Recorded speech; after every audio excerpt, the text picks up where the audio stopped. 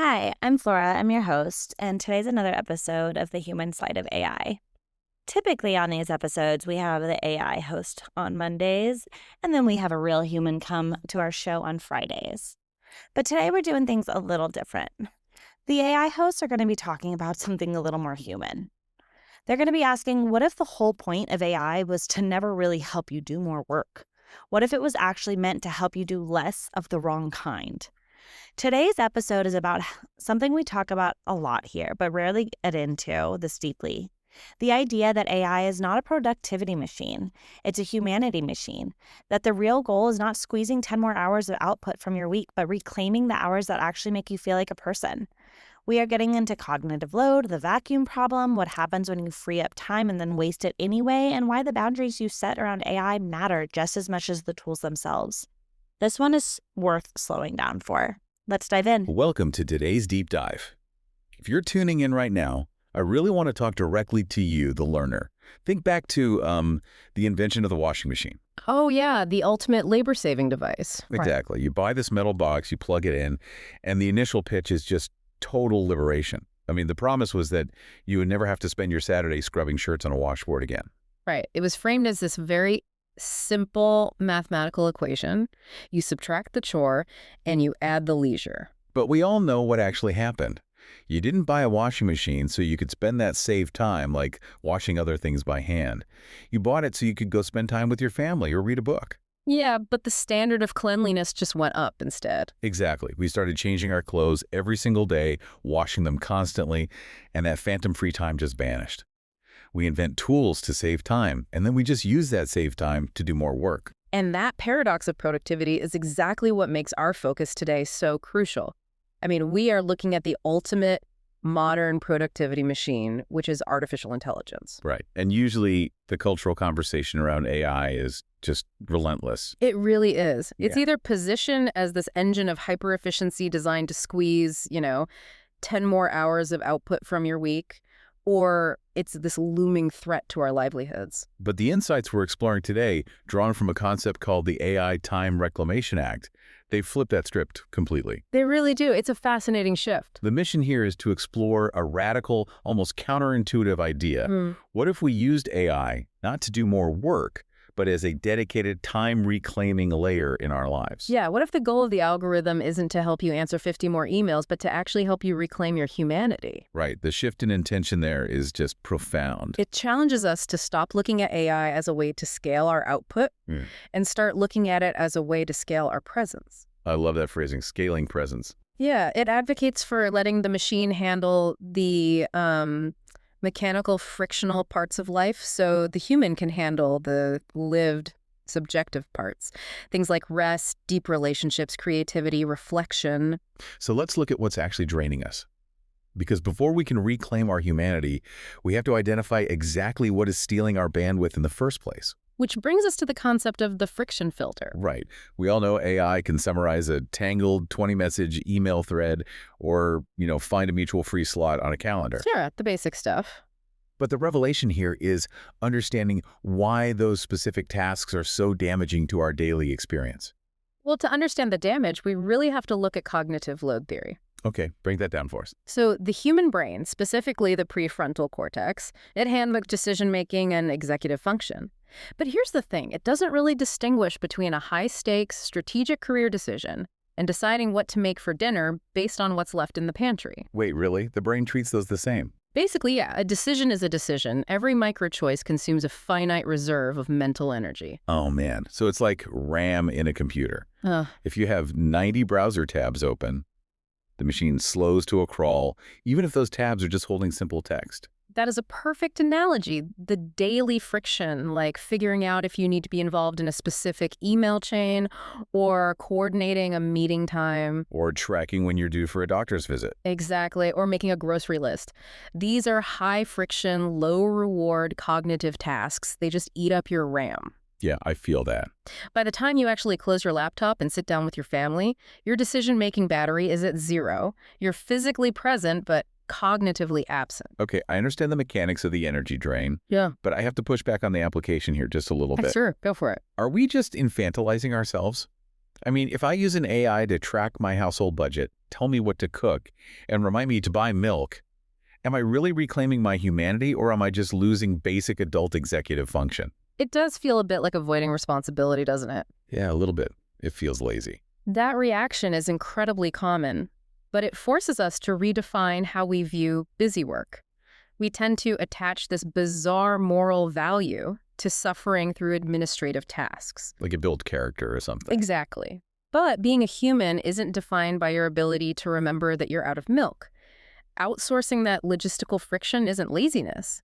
It's a strategic protection of your cognitive load. Oh, I see. So it's about reallocating the energy budget. Precisely. You are offloading the friction, not the outcome. You still have to eat the dinner and balance the checkbook, but you're bypassing the agonizing hour-long process of manufacturing those decisions from scratch. You preserve that mental energy. Yeah, so you actually have it available to be patient with your partner or to engage in a hobby that requires deep focus, rather than zoning out in front of the television because your brain is totally fried. Okay, but let's follow that thread because that brings us to a massive behavioral hurdle. The vacuum problem. Yes, the vacuum problem.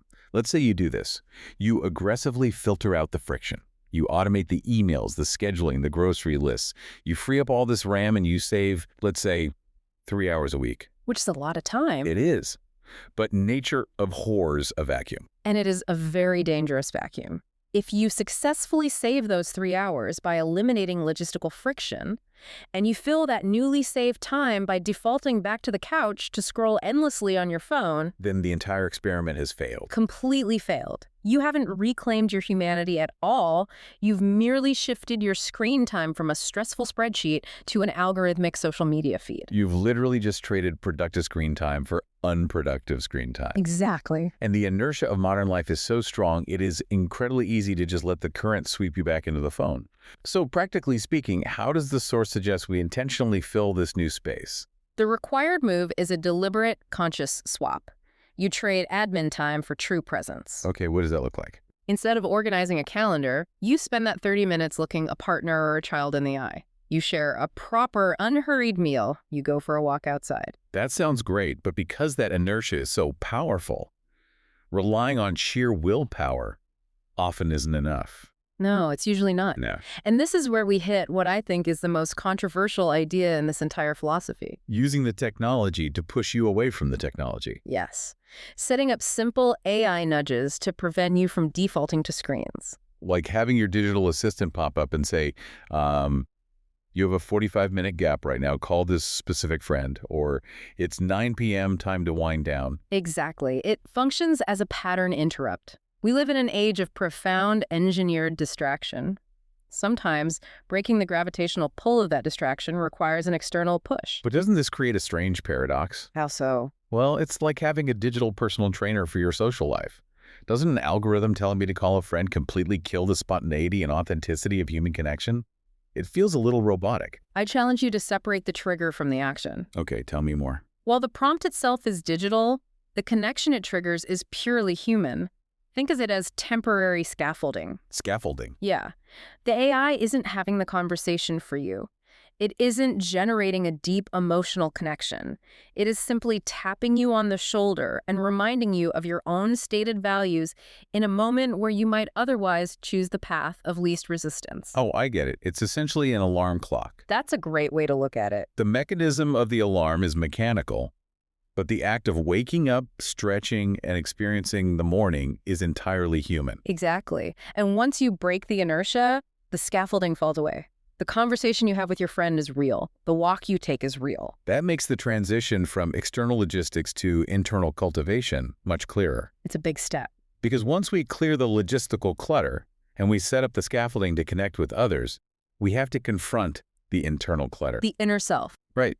The concept of time reclamation goes much deeper than just scheduling. It advocates using these tools to surprisingly support how we connect with ourselves. Yeah. Moving from simply doing things to actually being. This is where the application of AI really pushes past our conventional boundaries. Yeah, let's look at the emotional processing part. The idea of using a journal-style AI tool to process emotions, reflect on decisions, and explore personal goals. It's a very powerful use case. I want to dig into the mechanics of that because on the surface, talking to a computer about your feelings sounds wildly dystopian. It does sound like sci-fi at first. But how does it actually function under the hood? It relies on frameworks very similar to cognitive behavioral therapy. Oh. When humans ruminate on a problem, our thoughts tend to be circular and abstract. We loop over the same anxieties without ever resolving them. Oh, 100%. I do that all the time. Right. But by interacting with a language model that is prompted to act as a reflective sounding board, you are forced to synthesize those abstract feelings into concrete words. Because you actually have to type out or speak the problem to the machine. Yes. And the AI might respond with a prompt like, "You mentioned feeling overwhelmed by that interaction. What specifically felt unfair about it?" That's a great question. And the synthesis required to answer that question is where the actual emotional processing happens. The AI isn't a therapist. It is a structured mirror. A structured mirror. I like that. It creates a defined space for emotional exploration that many people struggle to build independently. It forces articulation. And once you articulate a fear, it shrinks. Exactly. That same principle of offloading the structure applies to creativity, too. We've talked about how freeing up RAM gives the brain room for creative freedom, deep reading, experimenting with new skills. Yeah, having the mental space for it. But there's a specific technique mentioned here. Using AI to generate starter structures. Blank page syndrome is terrifying. It's the worst. The cognitive friction of starting a project, whether it's writing an essay, planting a garden, or outlining a piece of art, is often the biggest barrier to entry. So true. If you can use AI to generate the initial ideas, the rough outline or the foundational plan, you bypass that initial paralysis. But let's pause and really look at that for a second. If the AI builds the canvas, outlines the plan, and provides the starter structure for my project, am I still the artist? That is the ultimate modern existential question. Right. Or have I just been demoted to a copy editor of a machine's output? Well, think about the history of art and creation. A Renaissance painter didn't have to mine the lapis lazuli and grind the pigment to be considered an artist. Oh, wow. That's a good point. They bought the paint so they could focus on the composition. By having the AI handle the structural heavy lifting of getting started, it leaves you with all of your energy for the subjective execution. You don't have to manufacture the paint from scratch anymore. Exactly. You are making the aesthetic choices, you are pouring your unique emotional perspective into the work, and you are deciding what it ultimately means. You are bypassing the friction of creation to get straight to the expression. The AI does the structuring, you do the meaning-making, bypassing the friction of creation. That's a beautiful framing. But we have to acknowledge the massive, obvious risk hovering over all of this. Setting the boundaries. Yeah. If we rely on an algorithm to manage our schedules, prompt our emotional journaling, and outline our creative projects, the line between tool and master gets incredibly thin. Without strict boundaries, you aren't reclaiming your time. You are just handing the steering wheel of your life over to an operating system. And we don't want that. No.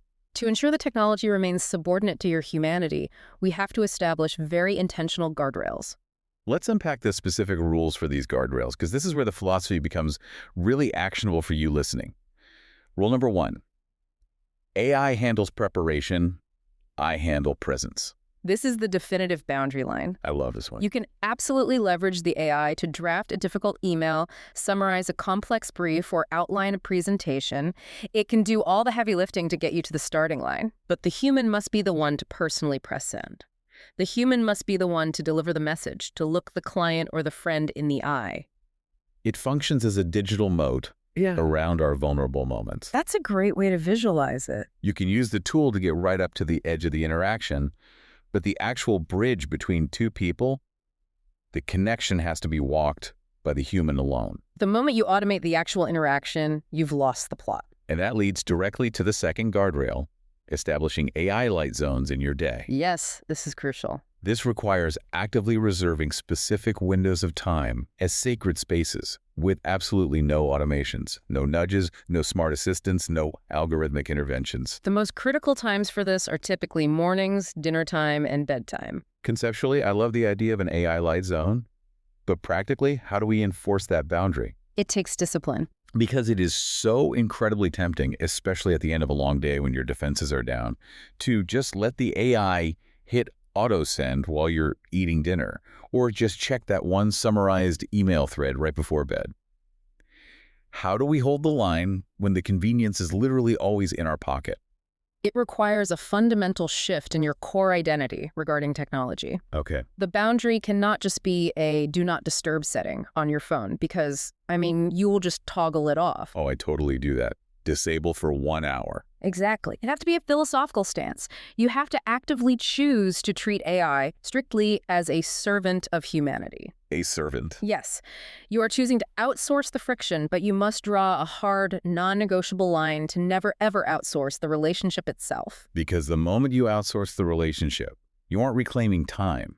You are erasing yourself from the equation. The guardrails exist to remind you that the goal of your life isn't perfect, frictionless efficiency. The goal is a messy, beautiful, fully present human life, which just happens to be facilitated by a very efficient tool. Let's pull all these threads together. The vision we've explored today is actually incredibly hopeful. It really is. It outlines a world where we use the most advanced technology ever created, not to become burnt-out cogs in a hyper-productive machine, but to systematically automate the busy work out of our days. It is a roadmap for protecting our presence. By treating cognitive load as a precious resource and outsourcing the low-value logistics, we can use these tools to maintain our physical resilience. Support our emotional health through structured reflection. And free up our mental bandwidth for genuine creativity. But it demands discipline. It requires those guardrails we talked about. It requires knowing exactly when to let the machine do the prep and when to step in and offer your undivided human presence. And that choice, when to step in, is the one thing the algorithm can never make for you. It's entirely on us.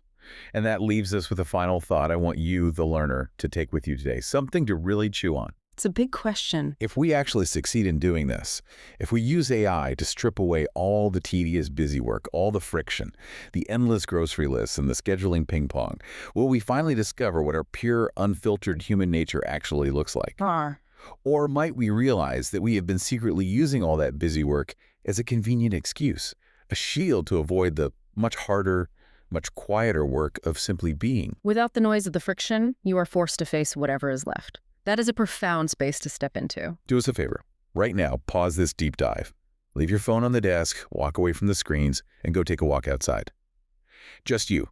No nudges, no notifications, no scaffolding. Go reclaim a little bit of your time. We'll see you on the next one.